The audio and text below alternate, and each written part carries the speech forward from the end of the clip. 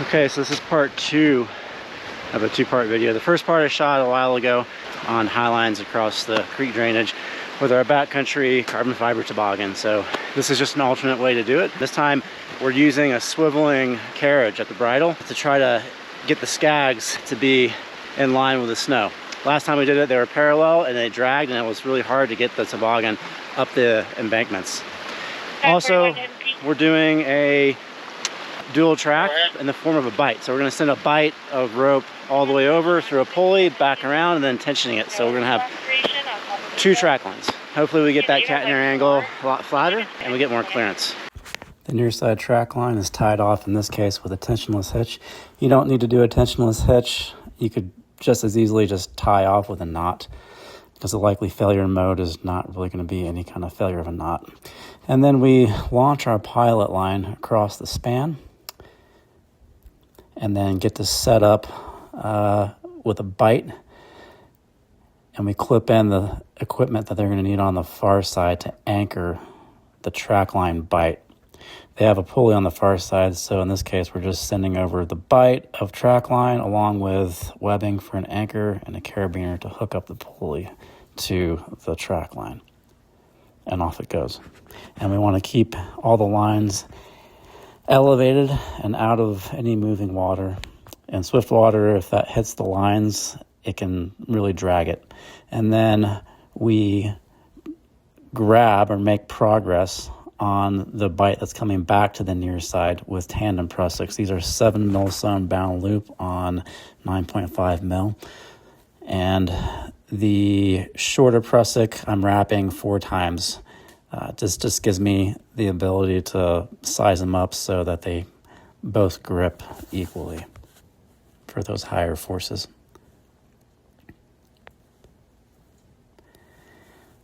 So terminal end on the track line, tensionless hitch. The next one down is a wrap 3 pull 2 with webbing. That's where we tension our Highline, our dual track. And now we're just getting things set.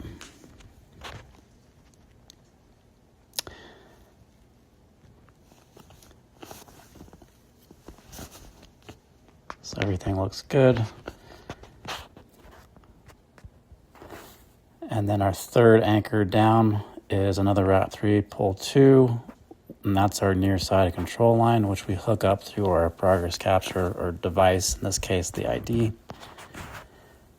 And the far side also needs a control line, so we're going to send them the terminal end with another piece of webbing and an ID, the things that they need to set the anchor to operate the control line on their side, along with that pilot line that we have in excess, and they're just pulling it, and they're going to pull all of it as much as they can because they're going to be lowering out while we're taking in. So they pulled all of that track line, they pulled all of the control line, the red line, to their end, and we just have a minimal amount on our end, just enough to build a mechanical advantage if we have to. And here I'm just explaining the catenary angles on the dual track. I'm talking about our whiteboard analysis and our safety factors and the anticipated forces based on how hard we're going to crank down on that and what our load is. I've already done the math. It works out. We're building a 3-to-1 initially to tension our dual track, and then we're going to terminate the 3-to-1, and then we're going to put in a compound 2 on 3 to make it 6-to-1. This should give us enough mechanical advantage needed to really get our catenary angle pretty flat and get that rescue package elevated.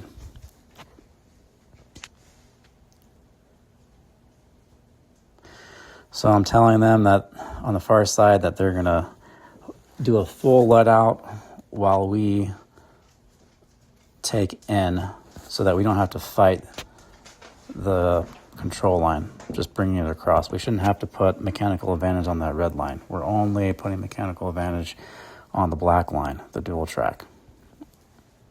And here we go. Starting out by pulling on a 3-to-1 until we can't do it anymore.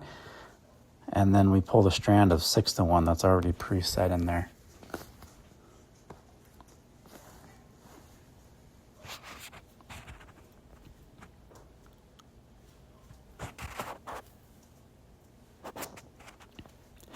Now you can see the rescue package being elevated on the far side.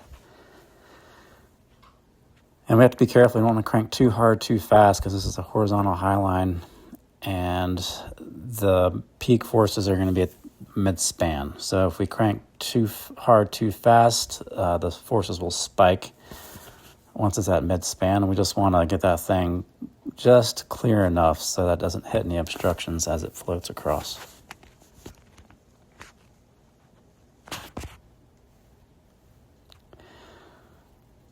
And we're set, and now I'm giving instructions to pull on the control line on the near side while they let out on the far side. It's a full let out on the far side, more or less.